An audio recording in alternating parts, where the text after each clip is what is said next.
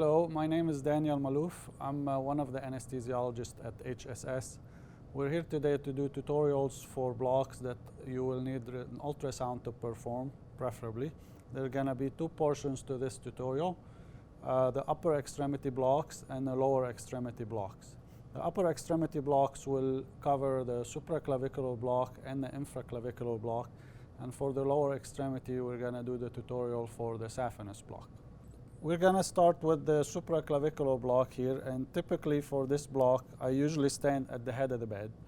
This block can be performed either with the patient in a supine position, or some people or some practitioners prefer to have the patient in a sitting position.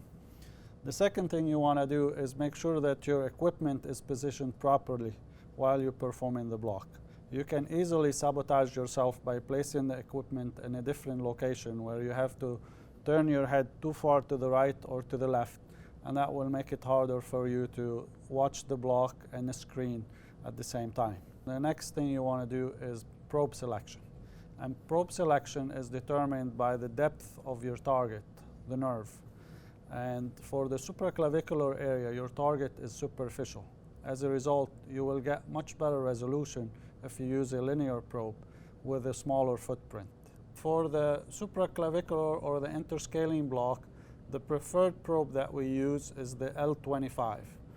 It's a 6 to 13 megahertz probe, and it's a linear probe, so that will provide you with very good resolution for superficial blocks.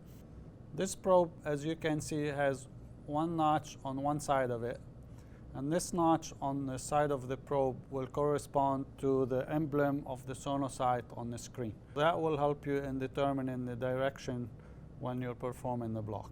The first demonstration will be on the surface anatomy, and then the next demonstration is going to be on the screen, and I'll show you the sono anatomy. Once you've selected the probe and determined the orientation, the application of the probe will be in the supraclavicular area. And what you're looking for is a short axis view or a cross-sectional view of the subclavian artery. Once you have the subclavian artery in the middle of the screen, then you're scanning to determine where the plexus is. If you want, you can scan medial or lateral to look for the plexus, or you can, if you choose to do the block at a more proximal position, then you can scan cephalad and be able to see the scalene muscles, interscalene groove, and the plexus at a more proximal view. So the initial scan here, you can see a pulsatile structure on the screen. The left side of the screen is the lateral side of the patient. And if you want to confirm the pulsation, you can apply color, and you'll see this is a pulsatile structure. Once you've optimized your image and you adjusted the gain and the depth, then you have to look for the first rib and the pleura. These are two important structures that you should visualize every time you do a supraclavicular block. On the lateral aspect of the artery, and you're looking for the plexus. And you could see here a cluster of grapes looking structure, and that's the plexus. If you want to confirm the anatomy, you can scan proximally. And when you scan proximally, you're able to see the scalene muscles, and this will be the anterior scalene. This is the groove between the anterior scalene and the middle scalene. I had just confirmed that this cluster of grape is the brachial plexus. Once I have that into view and I'm satisfied with it, I'm going to position myself to perform the block. The block is usually performed from lateral to medial in order to avoid the vessel. Once you start your block, your needle will be coming from this direction. And as you can see, the angle of the needle is almost parallel to the field of scanning, which will make the needle very echogenic, and you will be able to see it on the screen. So what I like to do is scan lateral, get the needle from the point where it goes through the skin, and advance the needle. As I'm advancing the needle, I'm also scanning more medially to get my target back into view. This approach is an in-plane approach. I want to see the needle in its entirety, specifically the tip of the needle. Once you start injecting, you will be able to see the plexus better. Be mindful that if you inject and you don't see any spread of the local on your screen, stop and reassess your needle position. You could be intravascular even though the aspiration may be negative. This block is used at HSS for shoulder surgery, both arthroscopy and replacement. Almost 50% of the anesthesiologists at HSS will use that block for shoulder surgery. The other 50% use an interscalene block. If you do wish to use this block for distal arm and hand surgery, you have to keep in mind that ulnar sparing can be seen with this block. As a result, most of us at HSS use an infraclavicular block for distal arm and hand surgery. The next block we're going to talk about is the infraclavicular block. The infraclavicular block is used for arm surgery anywhere from mid-humerus and distal, especially for the hand. The infraclavicular block is a deeper block. Usually the plexus lies between 3.5 and 5.5 centimeters from the skin. As a result, the probe selection is going to be different than the one you saw with the supraclavicular block. The setup for this block is similar. I'm standing at the head of the bed. The patient is supine. The ultrasound machine is to my left, and I want to position the ultrasound machine in my line of vision so I'm able to look at the block, at the anatomy, and on the screen without having to turn my head too far to the left or to the right. The probe that I will use for this block is the C11 probe. It's a curvilinear probe with the frequency range that ranges from 5 to 8 megahertz. So it's a lower frequency which will be adequate for deeper blocks. The other thing that is advantageous for this probe is the footprint. As you can see, this is a very small probe that can fit anywhere on the body.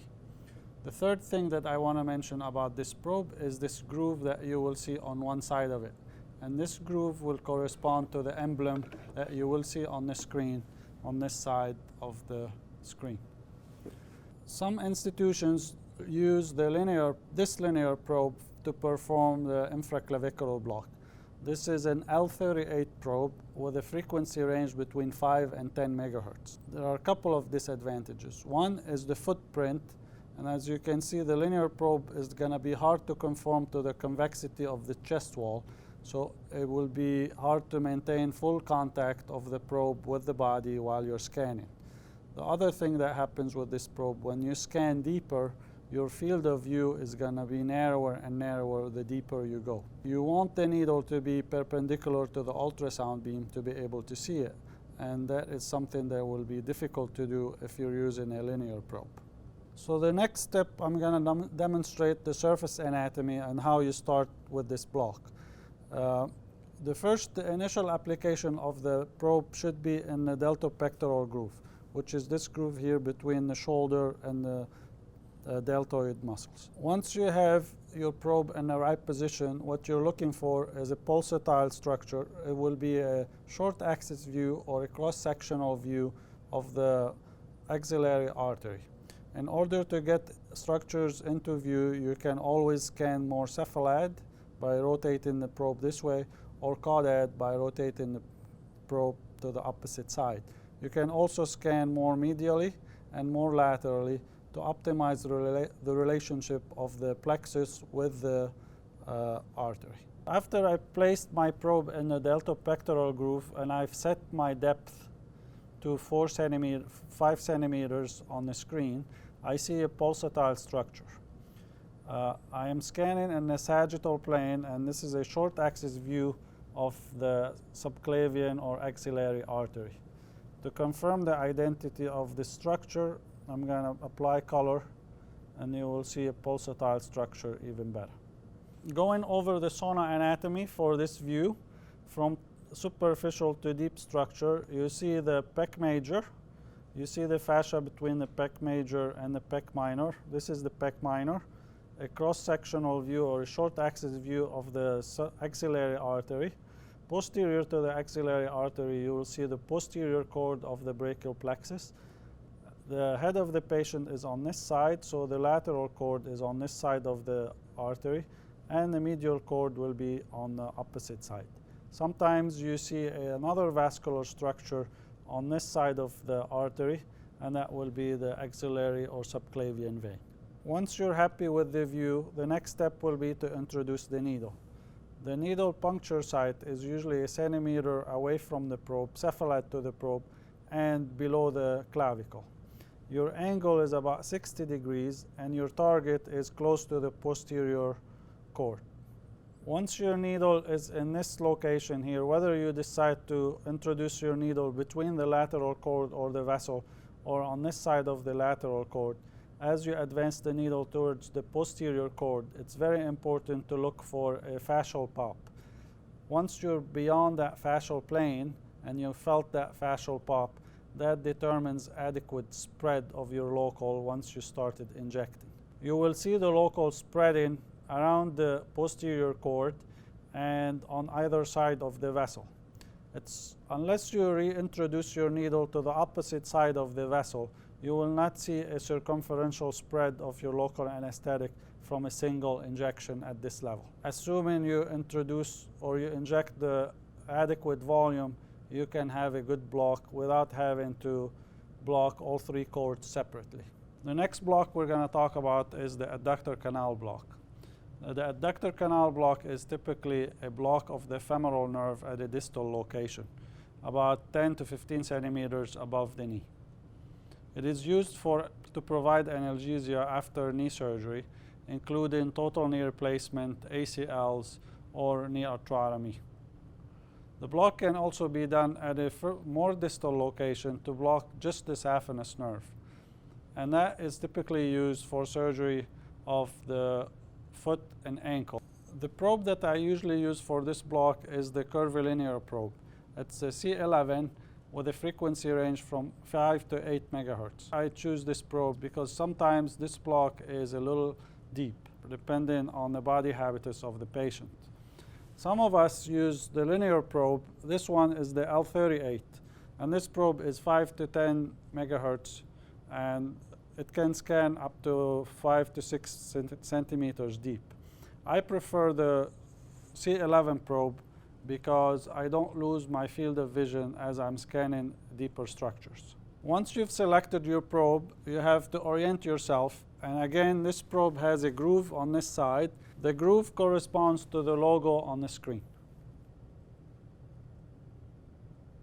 For the patient position, as you can see, I am standing on the ipsilateral side of the limb that is going to be blocked, and the ultrasound machine is facing me on the contralateral side. That gives me the opportunity to look at my block, perform the block, and look at the screen without having to turn my head too far to the left and too far to the right. You could do this block with the leg either straight or the leg rotated a little bit exteriorly or abducted. The starting point for the scan is at about 15 to 20 centimeters above the knee. The scan will be in the short axis view to the femur, and you apply the probe just a little bit in the area between the anterior and the medial side of the thigh. You start your scan a little bit more anterior, and you're scanning in an anteromedial fashion. So you identify the structures as you go. And the scans